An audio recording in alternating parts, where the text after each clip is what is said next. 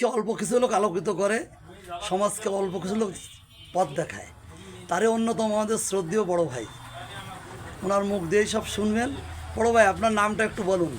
মুন্সি মিকানুর রহমান, গ্রাম মির্জাপুর, নড়াইল সদর। নড়াইল নড়াই সদর। নড়াইল ঐতিহ্যবাহী পরিবার, ঐতিহ্যবাহী গ্রাম, সেই গ্রামের কৃতি সন্তান শ্রদ্ধেয় বড় ভাই। আপনাদের মির্জাপুর গ্রামে একটা degree college, United degree college, এর প্রতিষ্ঠা লগ্নে প্রথমে আপনি উদ্বোধন করছিলেন এবং কাজটা শুরু করছিলেন। আসলে সেই কাহিনী আমাদের একটু বলবেন, ঘটনা কী ছিল, কী দেখে একটু বলেন তো আমাদের।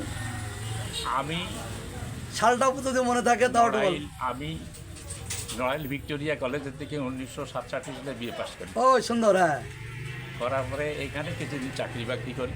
হ্যাঁ, তারপরে আমি জোরে বলবেন। বাংলাদেশ স্বাধীনের পরে হ্যাঁ আমি একটা সুযোগ পাই। হ্যাঁ আমার ভাই সচিব তসলিমুর রহমান, হ্যাঁ তসলিমুর রহমান সচিব, হ্যাঁ তিনি আমাকে নিয়ে যাই আর কি চাকরি দেন ঢাকায় পেট্রো বাংলায়। পেট্রো বাংলায়। হ্যাঁ পেট্রো বাংলার আমি অ্যাডমিনিস্ট্রেটিভ অফিসার ছিলাম। হ্যাঁ। হঠাৎ একদিন তসলিম ভাই সচিব, সচিব তখন উনি কোন কোন কিছু কোন সচিব? শিক্ষা মন্ত্রণালয়। শিক্ষা মন্ত্রণালয়। হ্যাঁ।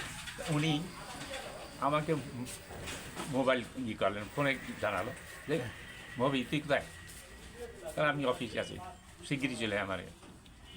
তাহলে আপনি গেটে পাঠিয়ে দেন, পাস পাঠাই দেন। পাস পাঠিয়ে দেন। যাই দেখি যে পাস পাঠিয়ে দিয়েছে। আমি গেলাম, বলে তুই এখনই বাড়ি চলে যা।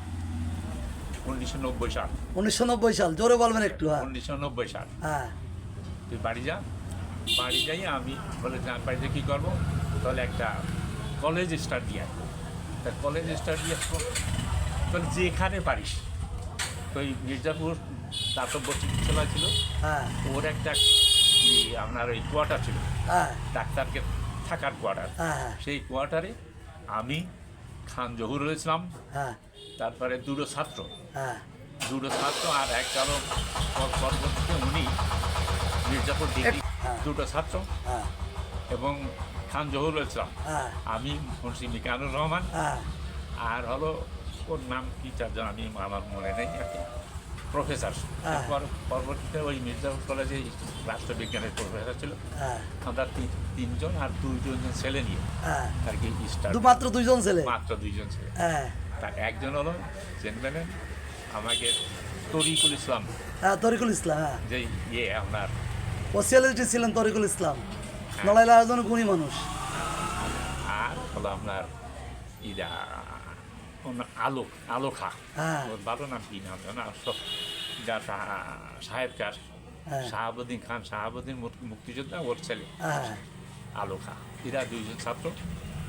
আর সেই সময় সব সার্বিক তত্ত্বাবধানে ছিলেন খান জহুরুল ইসলাম। জহুরুল ইসলাম। হ্যাঁ। এবং জহুরুল ইসলাম সাহেব বই করতেন, আর আমি ওই ঢাকায় বিভিন্ন জায়গায় যেতাম, দৌড়ে হুড়োহুড়ি বিভিন্ন জায়গা থেকে টাকা পয়সা আনতাম, ওই ভাই টাকা দিত এদিক সেদিক করে এই আর কি। তো তখন আমার দানটা ছিল প্রথম।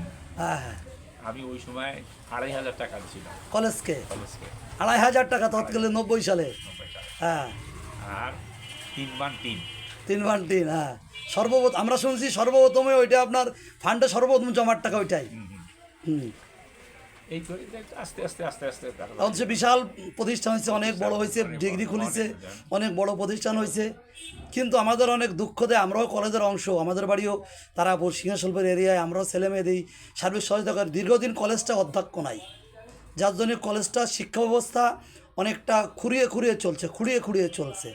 তা আমরা চাইবো যে সমস্ত জটিলতার অবসান করিয়ে ওখানে একটা স্থায়ী প্রিন্সিপাল নিয়োগ হোক, তাহলে আশা করি আরও ভালো করবে। কারণ প্রিন্সিপাল যারা আছেন ওনারা খুব ভালো করতেছেন, কিন্তু এটা স্থায়ী প্রিন্সিপালের আরও ভালো হতো বলে আমরা এলাকাবাসী মনে করি। আপনারা যারা আছেন গুণীজন, ওই গ্রামের, আসলে তো নড়াইল 32 গ্রামের ভিতর অন্যতম মির্জাপুর গ্রাম, আর ওই গ্রাম অন্যতম পরিবার, মুন্সি পরিবার, সেই পরিবারের কৃতি সন্তান আপনারা। মির্জাপুর ওই এলাকায় প্রতিটা কাজে আপনাদের অবদান আছে আমরা জানি। তা আপনারা দয়া করে এই জিনিসটা দেখেন, ওখানে একটা স্থায়ী প্রিন্সিপাল নিয়োগ দেওয়ার কি প্রক্রিয়া আছে সেটা আপনারা একটু দেখবেন বলে এলাকাবাসী আশা করে। ধন্যবাদ, ভালো থাকবেন আমাদের মতামত দেওয়ার জন্য।